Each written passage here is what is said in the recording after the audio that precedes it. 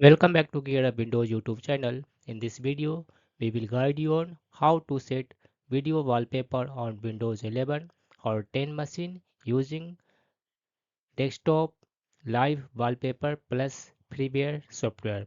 For this, I will provide the link in this video description. You need to download and install the software on your PC. After that, launch the application on your PC. Then you need to click on this one, add photos slash videos button, and then you can here pick from your PC or you can also download from the net. That link you can find in this software only. So click on any option you want to use, such as pick from PC.